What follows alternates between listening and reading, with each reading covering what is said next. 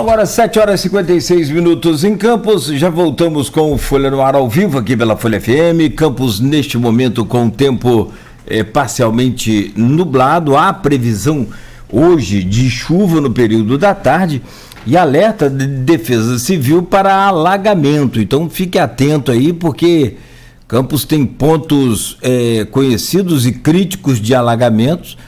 E não arrisca ir tentar passar com um carro, essa coisa toda, não, porque... Caminho direto pra mim, Cláudio? Não, senhor. Tô achando caminho direto pra mim, não, gente. Porque o Rodrigo acabou ficando sem o carro dele justamente por conta dessa questão de alagamento. Desde o dia 19 sem carro, no dia daquela chuva, porque fui entrar numa rua que não podia entrar. Mas meio que a culpa não foi sua também, não fazendo uma defesa, até porque você contou a história pra gente. Sim. É que a caminhonete que veio na mão contrária é que encheu o seu carro d'água. Você estava até que na boa. Tava. Seu carro já estava acostumando ali, meio que com... Não tinha boiada ainda. Mas depois daquela onda que não foi marola, seu carro naufragou. Mas vai ficar bom. Vai ficar... Não, isso, gente. E aí... E molhou o motor. Não, e tem a preocupação com o risco que é, né? Às vezes você vai e também sim, no bolso, porque até agora o prejuízo já está em R$7.000. Sério, Rodrigo? Chegando a 7 mil. Porque teve que abrir motor, sim, teve tudo, que... fazer tudo. E fora o cheiro de coisa tudo, que fica, essa parte ainda não cheguei, não. A parte da higienização do carro ainda não chegou, não. Vai ter que refazer, mas... eu fico falando dia assim, eu fiquei menos triste, porque eu tinha passado 10 minutos antes de cair o dia, então poderia ser pior, poderia cair dentro do rio. Então, assim, vamos agradecer. Sempre com fé a gente... E trabalhar. Mas agora Cláudio Nogueira me contratou aqui, eu vou conseguir pagar... Rapaz, Cristiano, bota isso em dia, sabe, seu Castro? Dr. Luiz Eduardo Castro é coordenador do programa NF Transplantes, está ao vivo conosco neste programa de hoje e a gente aqui falando sobre a importância de você, primeiro, ser doador, se conscientizar de ser doador e, por minha conta e risco, de respeitar a vontade daquele seu ente que queria ser doador. Justamente uma das coisas que eu coloquei aqui, o Rodrigo também deixou o seu questionamento, a gente vai falar sobre isso também. Às vezes teve até um momento no Brasil em que o indivíduo poderia colocar na carteira de identidade a frase doador de órgão. Mas quando ele morre, o Dr. Luiz Eduardo já explicou aqui, Dr. Luiz Eduardo Castro, que no Brasil o corpo passa a ser de propriedade do doente, do parente. Em alguns países passa a ser do Estado. Enfim, vamos voltar e a gente volta no oferecimento de Proteus, Unimed Campos, Laboratórios Plínio Bacelar e também de vacina Plínio Bacelar. Eu volto com você, Rodrigo, fazendo o seu questionamento e depois eu refaço o meu aqui para o doutor. Por favor. Doutor, a gente, ainda durante o primeiro bloco, a gente vai voltar para falar ainda mais sobre essa questão da importância da doação e reforçar muito isso que o Cláudio falou. Nós hoje, aqui em Campos, então a gente faz essa captação, como é que é esse acionamento? No momento, vocês entram em contato com um programa no Rio de Janeiro e a equipe de captação, vocês acompanham a equipe de captação, vocês também compõem a equipe de captação, como que é isso? Não, o sistema ele funciona da seguinte forma, né? Existem eu estava falando do sistema nacional, as centrais estaduais, alguns estados têm centrais regionais, como São Paulo. Nosso não, nosso é a OPO. Além da central regional, tem as organizações de procura de órgãos que são mais regionalizadas, mais pequenos segmentos geográficos, né? Então, aqui no estado do Rio não tem central regional, só tem a central estadual. E tem as organizações de procura de órgãos que são divididas em 5 regiões, o estado é dividido em 5 regiões, cada uma região dessa tem uma organização de procura de órgãos, e as instituições têm, pela lei, né, elas têm a obrigação de ter uma comissão intra-hospitalar para doação de órgãos e tecidos para transplante, que a gente chama de CIDOT, é a sigla, né? Todo hospital acima de 80 leitos que tem cirurgia de neurocirurgia, cirurgia cardíaca, cirurgia de trauma, seja de emergência e tem UTI, ele tem obrigação de ter uma CIDOT. Aqui na região, além do Ferreira Machado, tem mais algum? CIDOT, que a gente chama a Comissão Intra-Hospitalar, eu acho que poucos hospitais têm isso organizado. O único hospital que tem organizado e funcionante é no Ferreira Machado. E é um hospital público, né? É o único hospital que tem uma CIDOT funcionante e atuante, porque a gente utilizou o NF, sim. né, que já estava em funcionamento, e veio a legislação dando obrigatoriedade, e a gente já adicionou a função do NF dentro do Hospital Ferreira Machado, né, a função de identificação e captação de órgãos para transplante, tá? Órgãos e tecidos para transplante, que não era a função inicial do NF. O NF era mais da parte de educacional, divulgação, controle e identificação de possíveis doadores. Agora a gente participa da identificação, condução e até a captação. Você perguntou se a gente participa da captação. Então a gente compõe a CIDOT do Hospital Ferreira Machado, e a gente, uma vez identificado, todo caso identificado um possível doador, quando se abre o protocolo de morte encefálica, é obrigação na lei de se notificar, é notificação compulsória, como a tuberculose como toda doença que tem de notificação compulsória, situação de notificação compulsória, né? Então, o identificado possível doador tem que fazer a notificação e abrir no protocolo. A notificação é feita à Central Estadual IOPO, a Organização de Procura de Órgãos. E aí é mobilizado toda a estrutura. Né, de até um potencial doador em Campos dos Goytacazes, né, no hospital tal em Campos dos Goytacazes. A Central Estadual vai mobilizar a lista e as equipes transplantadoras para que possam buscar dentro da lista quais são os seus candidatos a receptores. Né? Então isso é bastante complexo. Entendi. Então, aí a equipe se desloca para cá, isso... Então aí hoje, já há poucos anos para cá, o Estado montou uma equipe de captação para isso, só com essa finalidade. Pra você ter ideia, a coisa está em andamento tão grande que hoje já existe formação de residência médica para preparar o indivíduo, tornar um especialista em captação de órgãos e tecidos. Então, isso está sendo preparado no Brasil já há poucos anos para cá. Especialista em captação de órgãos sólidos e tecidos, entendeu? Então, isso é feito, essa equipe está montada no Rio de Janeiro. Nós já tivemos equipe de captação aqui, nós já fizemos captação. Mas como hoje exige uma habilitação e qualificação, né, além de... A habilitação é importante, o indivíduo tem que compor equipe, ele tem que ser treinado para aquilo, para fazer a captação múltipla. Porque no passado entrava uma equipe para captar rim, outra córnea, outra fígado, outro coração, e isso era muito complexo, envolvia um número muito grande de pessoas. Por isso que hoje as equipes já são formadas para captar tudo. Né? Uma equipe capta órgãos sólidos, outra capta tecidos. Né? Isso, em tese, diminui a complexidade, mas continua sendo complexo. Então, por isso que a equipe se desloca para vir, e a gente ainda tem pessoas da nossa equipe que ajudam e colaboram. É isso que eu queria saber. Se vocês vão para o centro cirúrgico também, isso que eu estou falando, assim, acompanhar. Sim, hoje em dia a gente vai se necessário. Às vezes a equipe vem completa, não há necessidade de complementação aqui ou de auxílio, né? E hoje, quanto menos pessoas também circular dentro do centro cirúrgico, da sala cirúrgica, melhor, não só para a agilidade, tem que ser mais ágil o processo, né?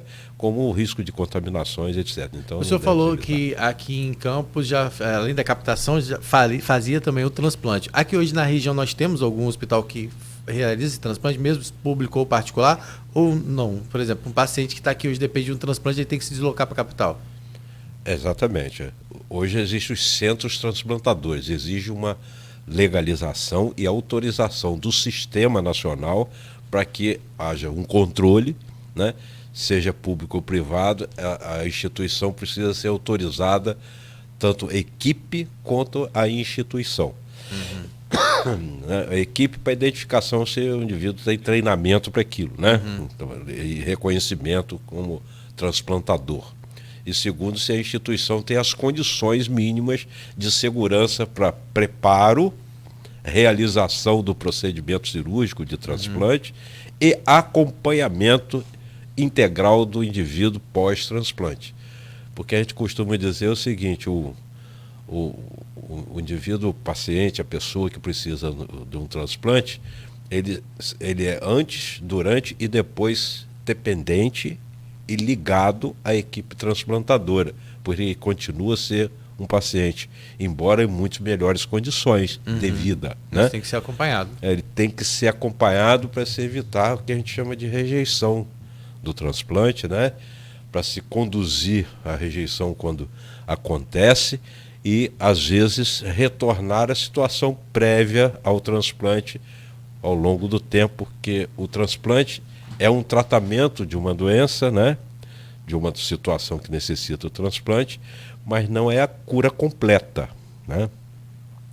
E são raras as situações em que o indivíduo, uma vez transplantado, ele está curado, ele continua a ser um doente, né? Entre aspas, só que em muito melhores condições do que antes do transplante, né?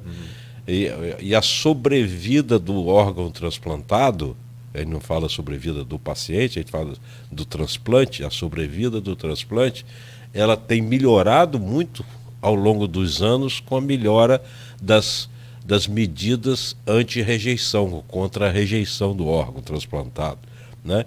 Os medicamentos, a experiência das equipes transplantadoras no manuseio, né, das situações que pode levar à rejeição, né? Mas ela não é indefinido, quer dizer, alguns poucos, aquele que a gente costuma dizer com um transplante com mais de 20 anos, ele passa o órgão a ser reconhecido como próprio, né? Em tese é isso, né? Entendi. Então, por exemplo, o senhor tem pacientes, o senhor falou que o senhor começou lá na década de 90, né? Você tem, vamos dizer assim, tem pacientes que o senhor lá atrás acompanha até hoje, que fizeram o transplante e até hoje o senhor tem contato. Sim. Tem gente que acompanha, hoje ainda em ambulatório, em consultório, etc. São acompanhadas por nós, transplantadas há mais de 20 anos. Entendi. Isso. Doutor, aí no caso hoje, então, a pessoa que ela vai para essa lista, vamos dizer assim, nacional, estadual, e aí se acontecer, por exemplo, dela ser compatível, ela tem que se deslocar para um transplante, por exemplo. Vamos supor, tem alguém que aqui em Campos que depende de um transplante de fígado, vou dar um exemplo. E aí surge a possibilidade desse órgão para ela. Ela tem que se deslocar para onde tiver que fazer a cirurgia? Como que é isso? Sim. Recentemente, um munícipe de Campos foi transplantada em Itapiruna de fígado. Né? Foi de uma doação que a gente teve há cerca de 1 mês e meio atrás. Então Itapiruna faz transplante? O transplante de fígado e rins em Itapiruna, no momento, eles estão sendo realizados, estão dentro do sistema. Então, o doador, o receptor, ele se cadastra num centro transplantador oficial, já reconhecido pelo sistema. Itapiruna é um deles no momento. A gente está na listagem de recredenciamento para o Álvaro Alvim. A gente está esperando para rins, tá? Não é de fígado, é de rins em Campos. Então, lá, aí uma vez o centro transplantador, e que tendo o cadastro do paciente candidato a receptor lá na lista deles, de cada centro transplantador deles, uma vez um doador em qualquer parte do estado, ele vai para as listas e essas listas rodam, quer dizer, o sistema roda para identificar onde tem os candidatos a receptores que têm uma identidade sanguínea, tipo sanguíneo A. A positivo, a lista de A positivo é aquela, e aonde que tem esses receptores? Tem 3 em Itapiruna, tem 5 em Campos, tem 10 em Niterói e 50 no Rio de Janeiro. Eu estou dando um exemplo, tá? Então, os centros transplantadores que têm aquele cadastro são acionados e uma vez tem esses 10, tem 5 daqui de Campos que são pacientes que estão fazendo hemodiálise e precisam de transplante de rim do tipo A, tipo sanguíneo A, e tem 3 que fazem hemodiálise na ProRim e 2 que fazem no BEDA, ou vice-versa, tá? No hospital onde temos hemodiálise crônica, né? Fazem, então eles são notificados, essas pessoas são notificadas, tem a possibilidade de um rim para você no Hospital de Bom Sucesso, no Rio de Janeiro, que é onde ele está cadastrado. Então ele tem que... não, eu estou gripado agora, então você está descartado, vai para o seguinte. Aí vai na lista, vai seguindo.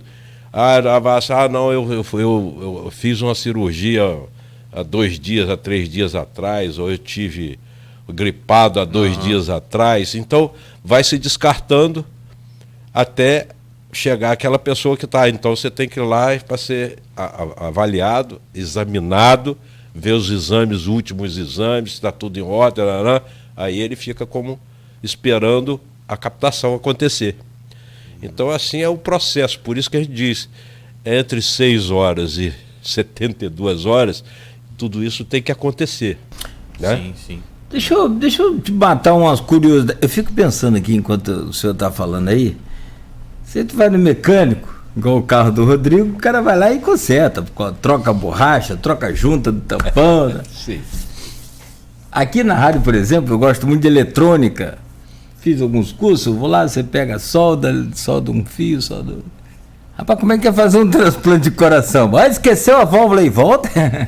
É uma loucura, né? Você sente meio que Deus, né? Porque é um dom, é uma habilidade impressionante que vocês têm, né? Por isso que a complexidade, a gente fala assim, tem muita gente na fila de transplante de coração. Não. A fila de transplante de coração é pequena. Por quê? Porque você manter uma pessoa em condições do que aquele órgão está funcionando mal, né? Por muito tempo, é difícil. O tratamento clínico conservador e não tem coração artificial funcionante adequado. Eu até queria perguntar um pouco sobre isso, né? Porque a gente tem visto já alguns casos, né, de órgãos artificiais, né? Isso tem crescido no Brasil? É possível no mundo? Como é que está sendo isso? Então, é isso que a gente está dizendo, que você encontrar um coração artificial funcionante, de uso corriqueiro, como tem rim artificial para fazer hemodiálise, para sustentar uma pessoa viva decorrente da insuficiência daquele órgão, é bastante diferente. O fígado, né? Você não tem fígado artificial para substituir. Você tem processos terapêuticos de sustentação que não são longevos, como tem a hemodiálise para o renal crônico, o doente renal crônico, que pode esperar em fila por muitos anos. Por isso que diz, a fila para transplante de rim é grande, aproximadamente 32 a 33 mil pessoas esperam numa fila para transplante de rim. Por quê? Então, porque pode, no Brasil. Porque pode ficar muitos anos. Tem os dados aqui, que foram divulgados ainda no final do ano, que acho que são 59 mil pessoas hoje na fila esperando por um órgão. Então, ou seja, pelo que você falou aqui, é do conjunto. 50, no Brasil, né, todo. De 59 mil, então, vamos dizer 50% de gente esperando rim? Sim. Mais de 50%. Em torno de 32 mil pessoas esperam na fila para transplante de rim. E eu queria até falar um pouco sobre isso. Porque o do rim pode ficar muito tempo, né? Então, por isso que a população de renais da fila para transplante de rim é muito grande, porque pode ficar anos esperando. Né? Doutor, eu queria falar sobre essa questão. Até mesmo a doação, o doador, né, que fala doador vivo, até essa cirurgia feita de doação, assim também tem que ser feita em outro lugar, não pode ser feita em Campos, nem mesmo essa? Nem mesmo essa. O sistema tem que autorizar ao centro que seja transplantador, para dar segurança a quem vai ser transplantado. Então, por exemplo, aí no caso, um paciente que tem aqui, né, e vamos supor, um familiar dele decide pela doação do rim. Aí ele tem que se deslocar então para Itaperuna, que seria o lugar mais próximo? Como que seria isso? Se ele quiser transplantar, o doador vivo, o vivo parente, ele pode transplantar em qualquer lugar em que a instituição, o hospital, está autorizado a fazer transplante. Ele pode transplantar lá no Ceará, se ele quiser Entendi, transplantar. mas o mais próximo da gente aqui seria Itaperuna. Sim. Entendi. Pode Mas, ser. agora, dentro disso hoje... Por enquanto, depois a gente vai você transplantar. está tentando, né? Você acha que isso é um processo que deve ainda... Depende da autorização lá, bipartite, tripartite, Brasília, etc. Sim. Doutor, a gente fala, antes da gente entrar também nessa questão da doação, desse trabalho de convencimento que a gente quer reforçar muito no programa, porque as pessoas entendam a importância da doação, porque as pessoas, a gente está falando primeiro de toda a engrenagem, né, para as pessoas entenderem o quanto é sério, responsável, né, e quanto tem essa preocupação de que realmente tudo ocorra para que as pessoas, para que não tenha nenhum tipo de ruído, né, para que as pessoas entendam que quando ela está optando pela doação, pela autorização da doação, né, isso tem um benefício imenso para o sistema, para a vida das pessoas e para o sistema de saúde como um todo, né? Porque a gente está falando de pessoas que ficam, às vezes, dependentes, como você falou, de um tratamento, como é os casos de pacientes renais. E uma coisa que me chamou a atenção, e como uma experiência de uma pessoa próxima a mim, é que, infelizmente, a Covid também fez com que algumas pessoas desenvolvessem problemas renais crônicos, né? Pessoas que já tinham um quadro, às vezes, de diabetes, mas que não faziam hemodiálise. E que hoje, depois da Covid, acelerou. A pessoa hoje já faz a hemodiálise depois de ter virado um paciente pós-Covid. Isso aconteceu muito, a gente viu depois da Covid, trouxe consequências também nessa questão, tanto na questão da doação de órgãos, porque vocês ficaram durante 2 anos aí muito limitados, né? Então a gente vê até esse crescimento agora, isso ou se conseguiu manter o trabalho, né? Eu queria que você falasse sobre os reflexos da Covid de uma forma geral, tanto na questão de aumento de pessoas que passaram a depender de órgãos, como também na questão da dificuldade que a Covid trouxe durante esses 2 anos para que vocês desenvolvessem o trabalho de vocês. A gente acredita que a contribuição negativa que aconteceu com a pandemia, né, de um modo geral, foi a dificuldade nos processos. O número de doadores ele não reduziu. O número de doador efetivo, sim. Por quê? Porque a identificação de possível contaminação através da doação passou a ser uma exigência, né, o teste por PCR para a identificação justamente não havia transmissão, né, do Covid através, tanto para a equipe, né, a equipe transplantadora, captadora e transplantadora, como para o paciente portador de doença que necessitasse um transplante. Então passou a fazer parte do protocolo o teste de Covid. Até hoje ainda é feito, né? Você tem que fazer o teste do PCR. E teve que centralizar isso para que tivesse um processo só, para que fosse o máximo possível, né, de seriedade e de correção. Então a gente às vezes perdeu alguns doadores nesse caminho, entre a coleta do material, o envio para o laboratório central, no LACEN, no Rio de Janeiro, no caso no estado do Rio, né, que todos os potenciais doadores eram testados para Covid antes do processo andar, caminhar, né? Então isso demandava em torno de 12 a 24 horas, pelo menos, de atraso. Porque não era tão... Agora os testes são feitos de forma mais rápida, mas naquele momento, né? Sim, mas necessitava até a coisa se ajustar, né? No meio da pandemia, houve essa dificuldade, não foi mais necessário. Aí você falou sobre o que a pandemia trouxe em relação ao número de casos de complicações de pessoas que precisavam do transplante, né? A gente notou uma curiosidade, né? O portador de doença renal crônica, por exemplo, que adquiriu o Covid, ele tinha menos probabilidade de óbito do que o não renal crônico, dialítico, que a gente chama, né? Isso provavelmente que a imunidade, a resposta imunológica dele é diferente do indivíduo que não tinha doença renal crônica. Então ele apesar de doente, ele era menos grave do que O não renal crônico, ele se tornava renal crônico muitas vezes porque as comorbidades é que traziam um malefício maior ou uma atividade maior para o Covid, entendeu? Então isso aí a gente acha que foi, quer dizer, houve mais casos de cronificação de doenças que levaram à necessidade de transplante pós-Covid? Sim, porque as comorbidades é que se tornaram mais graves ou piores. Elas já existiam, no caso. Já existiam. Não a pessoa, o Covid ser responsável por aparecimento, não, é o indivíduo com comorbidade.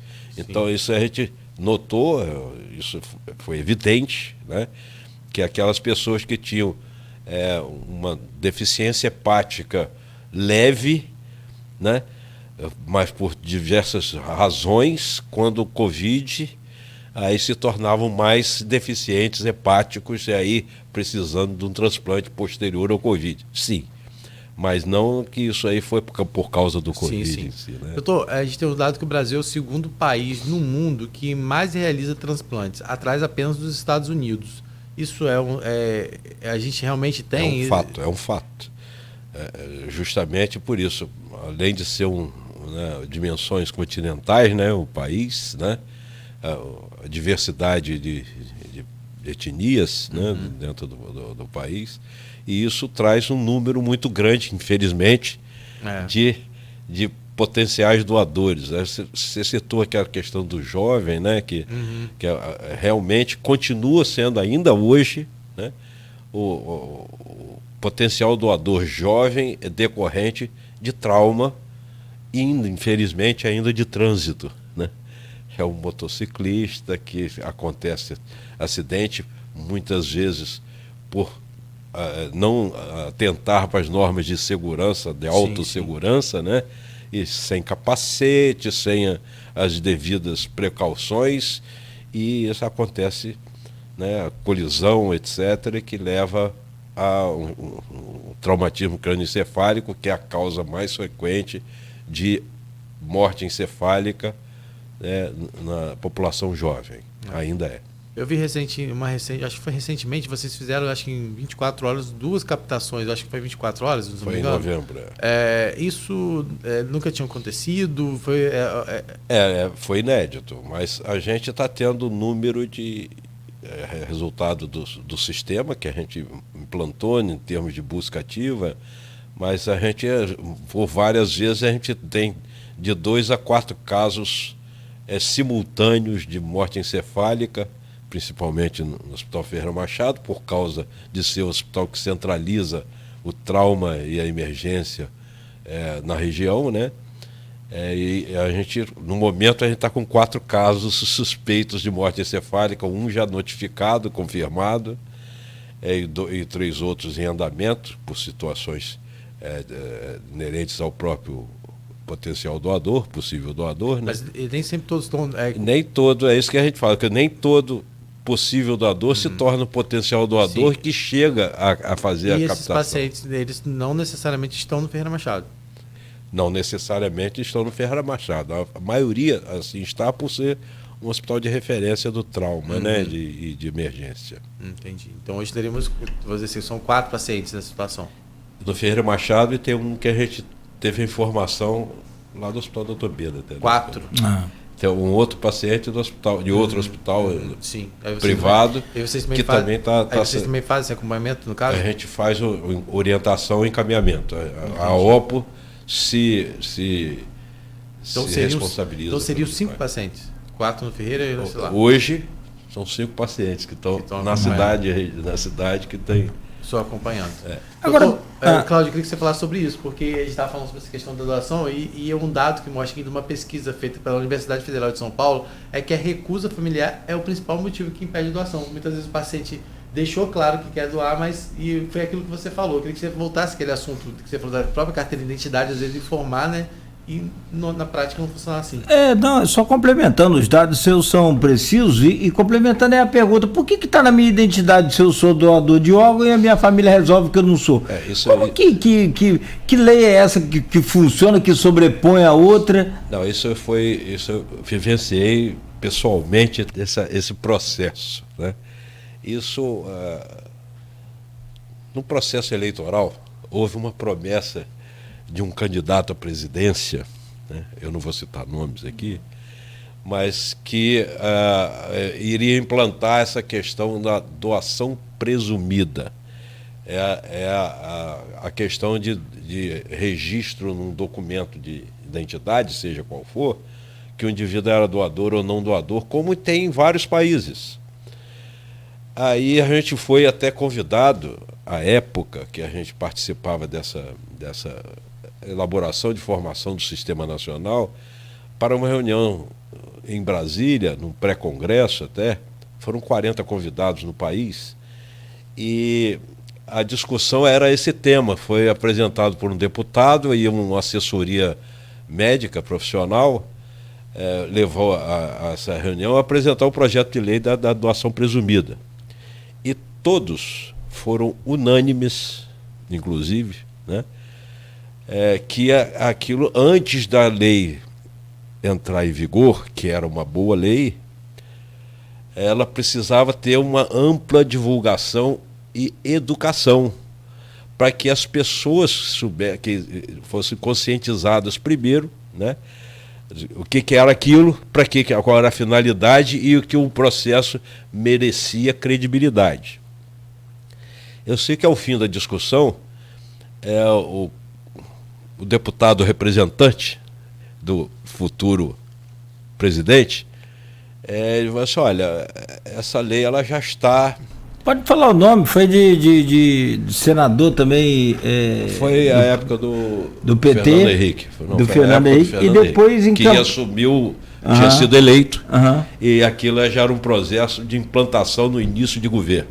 E depois também, de autoria do senador Humberto Costa, ela voltou em 2012. Sim, aí justamente quando foi para a discussão e todo mundo foi contra, eles disseram: olha, infelizmente ela já está no prelo para impressão, e tem que ser, porque é para início de governo.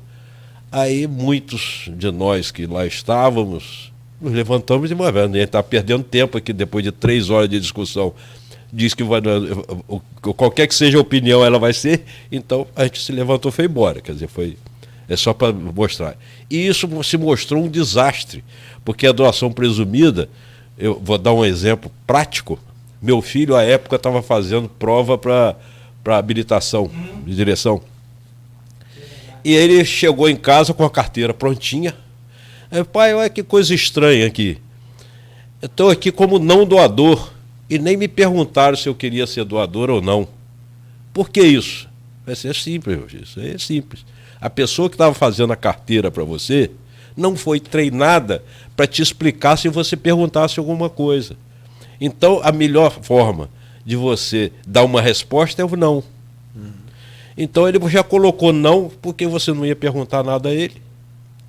Se você perguntasse a ele ia se embaralhar, porque ele não sabia, ele não foi, como explicar. Ele não foi treinado para isso. Então, a lei se mostrou um desastre e ela foi anulada.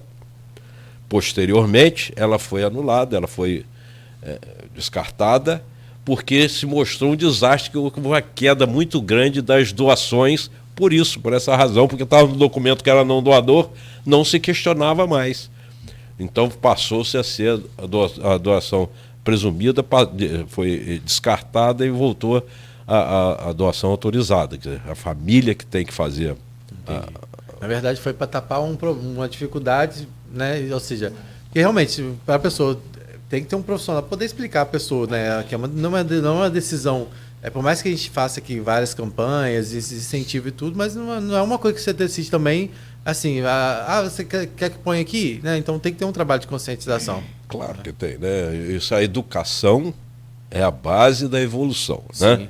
Então você só evolui ou passa a entender as coisas quando você recebe uma explicação, uma orientação, um esclarecimento. É isso que a gente busca fazer aqui. Eu vou citar duas coisas rapidinho, né? Duas situações que foram práticas. Eu tive uma ocasião em que um paciente que eu trabalhava em unidade de hemodiálise crônica, de paciente crônico, e um dos pacientes falou assim: doutor, o senhor não está me lembrando de mim, não? Eu falei assim: não. Estava no dia a dia conversando com ele, né? Numa da manhã, daquela ali. Aí ele falou assim: não, o senhor conversou comigo há uns anos atrás, porque o meu irmão estava com morte encefálica dentro da UTI lá do Ferreira Machado. O senhor conversou comigo sobre a possibilidade de doação de órgãos dele, que estava em situação de morte encefálica. E eu neguei, porque eu não quis ouvir o senhor. Eu não compreendia o processo da época. E hoje eu estou aqui na cadeira, aqui fazendo hemodiálise, na fila de transplante. Quer dizer, hoje eu preciso, na época eu não precisava, e o senhor me perguntou, me explicou tudo, e hoje eu estou entendendo perfeitamente aquilo que o senhor me explicou naquela época. Né? E logo um tempo depois, um esposo de uma moça que fazia hemodiálise falou a mesma coisa. O senhor conversou comigo a respeito de uma parente minha que estava precisando, podendo doar e tal, e eu neguei, e hoje minha esposa está fazendo hemodiálise. Então, isso é uma coisa que marca, né? A gente... Então, por isso que precisa. E teve um fato importante que foi motivo até de entrevista, de matéria no Fantástico, foi inédito no país. Foi uma senhora que fazia hemodiálise, que estava na fila de transplante, e, por infelicidade, um filho dela, né, teve um acidente, né, e foi parar no Ferreira Machado e se tornou um potencial doador por morte encefálica, pelo trauma, TCE. E a gente foi conversar com ela sobre ela autorizar a doação de órgão do filho, ela estando na fila. Foi um momento difícil, né? Muito difícil para ela, a gente sabe disso. Ela e a família, né? Não só ela, os filhos, etc., irmãos do potencial doador. E ela autorizou, e aí foi o lado da história, o lado bom da história, que ela era a terceira da fila na ordem na ordem de transplante, né? Ela era a terceira na fila, e ela foi a chamada porque os dois de frente estavam impossibilitados de receber o órgão. Então ela recebeu um órgão do filho, um rim do filho, está bem hoje, até hoje. Sim. Foi transplantada no Rio de Janeiro. Né? Mas poderia não ser para ela, né? Não então poderia não ser para ela. É igual a doação de sangue, as pessoas falam. Ela não doou por ser para ela. Não. Ela doou. Houve até esse questionamento, né? Mas a gente só quer doar se for para ela. Eu falei assim, isso não é possível. Sim.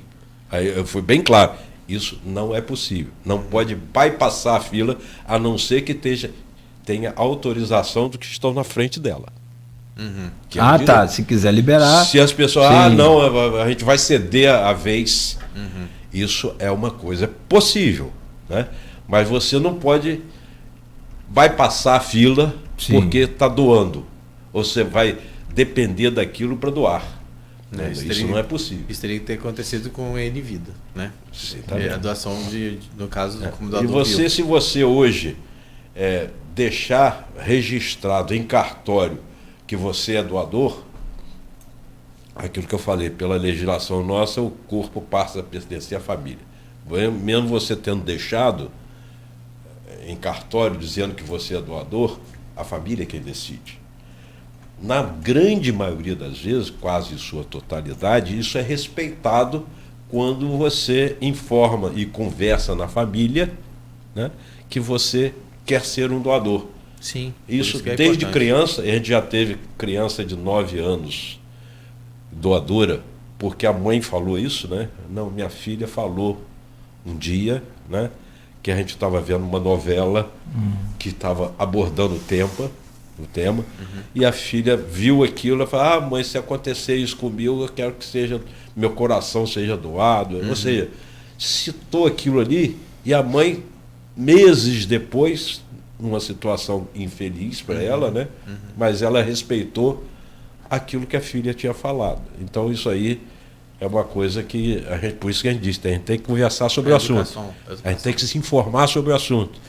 E a gente acreditar ou não. Isso aí é uma... Confiar ou não. Esse é Perfeito. muito particular. Bom, 8h36, meus caros, me deem licença rapidamente, deixa eu fazer um intervalo comercial aqui. Enquanto isso, a gente volta para tirar outras dúvidas, para fazer outros comentários aí a respeito da doação de órgãos, e em que a gente conversa aqui hoje com o Dr. Luiz Eduardo Castro, coordenador do programa NF Transplantes, e essa importância toda de conscientização, tanto de órgãos quanto de pele também, que é também o órgão, né? Então, que é fundamental, importantíssimo, e tem cada caso, né, impressionante também, como impressionantes esses casos que o senhor contou. São 8h37, voltaremos em instantes no oferecimento de Proteus, serviços de saúde e medicina ocupacional, qualidade certificada ISO 9001-2015, Unimed Campos, cuidar de você. Esse é o plano. Laboratórios Plínio Bacelar e vacina Plínio Bacelar.